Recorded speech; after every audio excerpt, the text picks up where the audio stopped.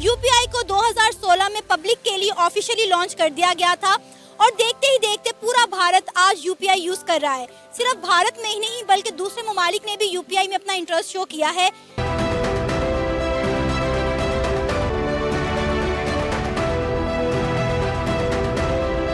2023 की अगर बात की जाए तो आपको क्या लगता है कि भारत जो है इस टाइम कितना डिजिटल हो चुका है?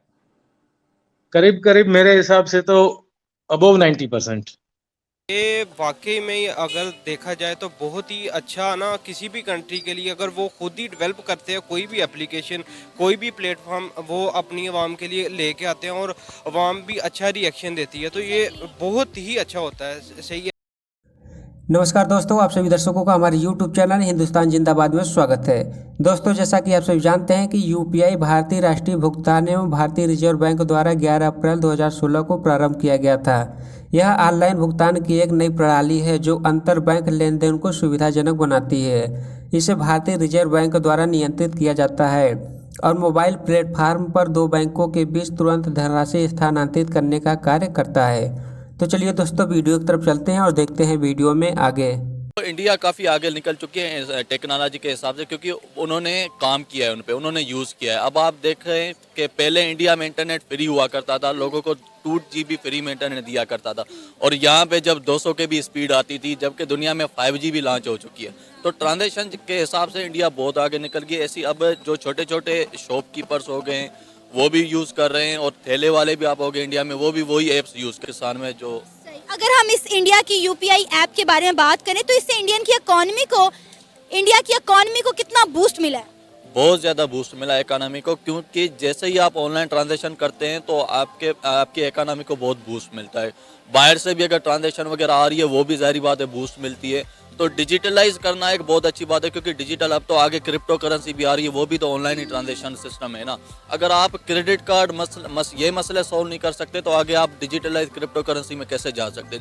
बल्कि उन्होंने वो बैन किया हुआ है क्रिप्टो, मेरे ख्याल से वो तो करते, जबकि पूरी दुनिया ने उसको लीगलाइज किया हुआ है और वो काम करते हैं। आजकल तो काफ़ी पेमेंट्स भी होती है, जैसे एयरलाइन बुकिंग वगैरह भी क्रिप्टो के थ्रू हो जाती है, काफ़ी ऐसी। ये वाकई में अगर देखा जाए तो बहुत ही अच्छा ना, किसी भी कंट्री के लिए अगर वो खुद ही डेवलप करते हैं कोई भी एप्लीकेशन, कोई भी प्लेटफॉर्म, वो अपनी आवाम के लिए लेके आते हैं और आवाम भी अच्छा रिएक्शन देती है, तो ये बहुत ही अच्छा होता है। सही है। और आगे अगर देखा जाए तो पूरे यूरोप में देखा जाए, ये तो एशिया में चले एशियन लोग कर रहे हैं, लेकिन यूरोप में देखा जाए वो खुद को टोटली तौर पे डिजिटल हो गए हैं और डिजिटल का बहुत ज़्यादा फ़ायदा अगर वो ये इंडियन कर रहे हैं, एशियन कर रहे हैं, तो इसका अभी हमें बहुत कम इसके मतलब नॉलेज है, लेकिन जिन लोगों को नॉलेज है वो बहुत ज़्यादा तेज़ी से ग्रूम करेंगे जिस तरह। और आगे अगर देखा जाए तो पूरे यूरोप में देखा जाए, ये तो एशिया में चले एशियन लोग कर रहे हैं, लेकिन यूरोप में देखा जाए वो खुद को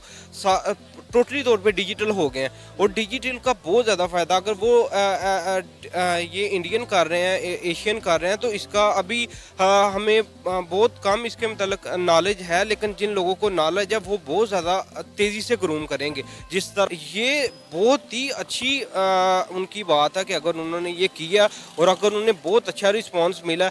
अब ना कि उनके जो मिनिस्टर्स हैं वो भी इस चीज़ को ना फ़रोग दे रहे हैं कि नहीं आप करो, डिजिटल हो, इससे बहुत ज़्यादा आपको फ़ायदा होगा। अब वहाँ पे रेडी वाले भी यूज़ कर रहे हैं, तो कैसे रेडी वाले को पता चला? वो तो अनएजुकेटेड है, उससे तो नहीं पता चलना। लेकिन मेन ये है कि आपकी न्यूज़ में आ रहा है कि भाई आप डिजिटल हो, ठीक है, इससे बहुत ज़्यादा फ़ायदा होगा। इस तरह की ऐप से इंडिया की इकोनॉमी को कितना बूस्ट मिला होगा? इकानमी को डेफिनेटली बहुत ज़्यादा बूस्ट मिलेगा। अब आप पाकिस्तान में देख लें या पूरी दुनिया में देख लें, फाइबर वगैरह और अमेज़ोन का काम है वो पाकिस्तानी इंडियन कर रहे हैं, तो बाहर से डॉलर्स आ रहे हैं। इसी तरह अगर आप देखें कि वो एप्लीकेशन यूज़ कर रहे हैं तो वो हर चीज़ मसलन के उस कंट्री को उस चीज़ का फ़ायदा होगा कि उनकी एप्लीकेशन, उनकी अपनी डेवलपमेंट है।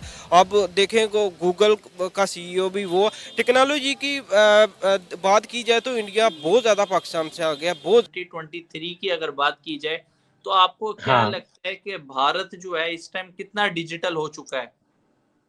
करीब करीब मेरे हिसाब से तो अबोव 90%। बहुत कम लोग हैं जो कैश लेते हैं, बाकी तो कोई मतलब देने वाला पसंद भी नहीं करता है कैश देना भी, और लेने वाला भी पसंद नहीं करते हैं। और इतना इजी हो जाता है, कहीं भी आप जाओ हर एक के पास क्यूआर कोड पड़ा है वहाँ, उसको मोबाइल से आप स्कैन करो और पेमेंट हो जाता है, आपके बैंक से कट जाएगा, उसके बैंक अकाउंट में क्रेडिट हो जाएगा सर विद इन, आपको क्या मतलब लगता है समझो। कि मतलब जितनी मतलब अब गुजरात हो गया या मुंबई हो गया, जो डेवलप्ड सिटीज हैं इंडिया की, ये सहूलियत हाँ, इनमें या होल इंडिया के अंदर ही पूरी डिजिटलाइजेशन हो सभी चुकी सभी है? जगह, सभी जगह पे। लगता है कि ये जो मतलब जितनी भी डेवलपमेंट हो रही है, ये सारा मतलब क्रेडिट जो है वो जो आपके प्राइम मिनिस्टर नरेंद्र मोदी हैं, उन्हीं को ये सारा उनको तो क्रेडिट जाता जा। ही उनको तो जाता ही जाता है वो। मैंने उनको पहली बार देखा था जब हमारे सीएम बन के आए वो 2001 में, तब से ही वो राइट। टेक्नोलॉजी यूज करते हैं। तब से ही, जब पहले पहले 2005-6 में ऑर्कुट आया था, तब उनका अकाउंट था उसके ऊपर। उसके बाद से ना अभी कैश के लिए झंझट होता नहीं है, बैंक से निकालने जाओ या फिर एटीएम से निकालते थे, उसकी भी जरूरत नहीं पड़ती है।